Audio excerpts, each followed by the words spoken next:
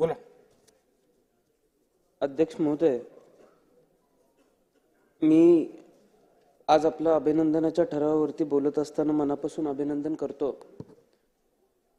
आज या देशाचं वेगळेपण टिकून आहे त्याचं कारण असं आहे की अनेक शाया या देशानं बघितल्या, पण लोकशाही अत्यंत महत्त्वाची शाही या देशाच्या वाट्याला आली आणि संबंध जगामध्ये आपलं देश स्वतःचं वेगळेपण टिकवू शकला, वेगळेपण निर्माण करू शकला.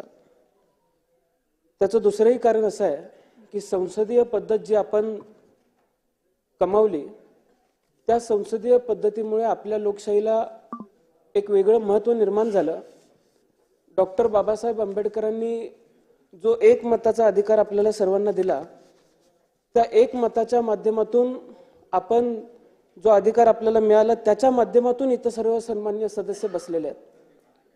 अध्यक्ष महोदय, मी आपलं अभिनंदन करत असताना आपल्याला विनंती करेन की आपण जसा सर्वात तरुण अध्यक्ष होण्याचा मान पटकवलेला आहे तसा मी सुद्धा सर्वात तरुण सदस्य म्हणून या विधिमंडळामध्ये बसण्याचा मान पटकवलेला आहे.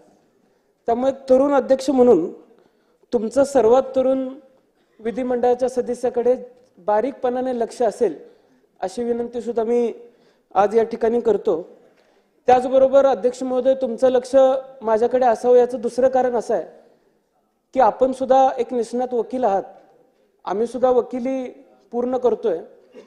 एक नंबर बाकावरती बसलेल्या वकिलांकडे जसं तुमचं लक्ष असतं तसं याही वकिलाकडे लक्ष असू दे अशी सुद्धा विनंती अध्यक्ष महोदय मी आपल्याला करतो. अगदी या सदनाची आपण इतिहास बघितला तर डॉक्टर स्वर्गीय मावळकर साहेब असतील यांनी 1937 साली पहिल्यांदा अध्यक्षपद भूषवलं आणि त्याच्यानंतर त्यांनी चांगलं काम केलं म्हणून लोकसभेचं अध्यक्षपद भूषवण्याची संधी सुद्धा त्यांना मिळाली. पण आपण सर्वात चांगलं काम गेल्या 5 वर्षामध्ये, गेल्या 2.5 वर्षामध्ये केलेलं आम्ही सर्वांनी बघितलं. त्यामुळं परंपरेप्रमाणे फडणवीस साहेब आपण सुद्धा अध्यक्ष महोदयांना दिल्लीला पाठवायला काही हरकत नव्हती अशी सुद्धा विनंती मी आज या ठिकाणी करतो. मी अध्यक्ष महोदय आपल्याला एक सांगेन की या सदनाची गरिमा राखत असताना अनेक मोठी नावं या सदनामध्ये घडली. अनेक मोठी परंपरा, खूप मोठी परंपरा या सदनाने निर्माण करण्याचा प्रयत्न केला आणि तशा काळामध्ये आपली कारकीर्द जर बघितली तर आपण चांगलं काम आतापर्यंत सदस्य म्हणून केलेलंच आहे. पण या पुढच्या काळामध्ये सुद्धा विरोधी पक्षावरती आपलं लक्ष असेल.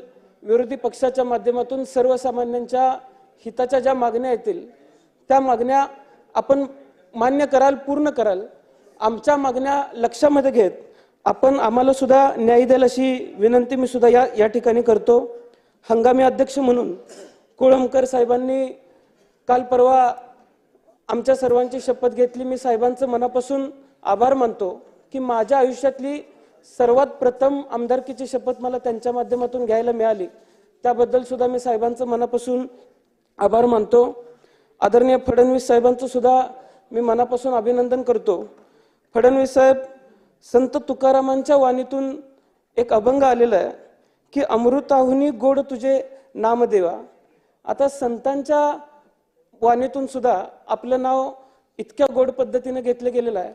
त्यामुळं पुढच्या काळामध्ये काम करत असताना तुम्ही विरोधी पक्षाला गोड पद्धतीची वागणूकच द्याल अशी विनंती सुद्धा मी आज या ठिकाणी आपल्याला करतो. आणि फडणवीस साहेब, अमृताहुनी गोड मी मुद्दामच म्हणलं कारण पुराणामध्ये सुद्धा अमृताला एक वेगळं महत्त्व होतं आणि आजही अगदी मी आपल्याला फडणवीस साहेब विनंती करेन की विरोधी पक्षाला सुद्धा आपण सहकार्य कराल. आदरणीय शिंदे साहेब असतील, आदरणीय अजितदादा असतील, सन्माननीय सदस्य असतील, यांचं सुद्धा मी मनापासून अभिनंदन करतो. आणि येत्या काळामध्ये अध्यक्ष महाराज माझी आपल्याला विनंती असणार आहे की अनेक लोकांशी चर्चा केल्यानंतर वेगवेगळ्या ज्या समित्या गठीत होतात त्या समित्यांच्या माध्यमातून चांगलं कामकाज या सदनामध्ये व्हावं अशी सुद्धा विनंती मी आपल्याला करतो. कारण अनेक आमदारांकडून, अनेक सदस्यांकडून असं आम्हाला ऐकायला मिळालं की जी आश्वासनं अधिवेशनाच्या दरम्यान दिली गेली.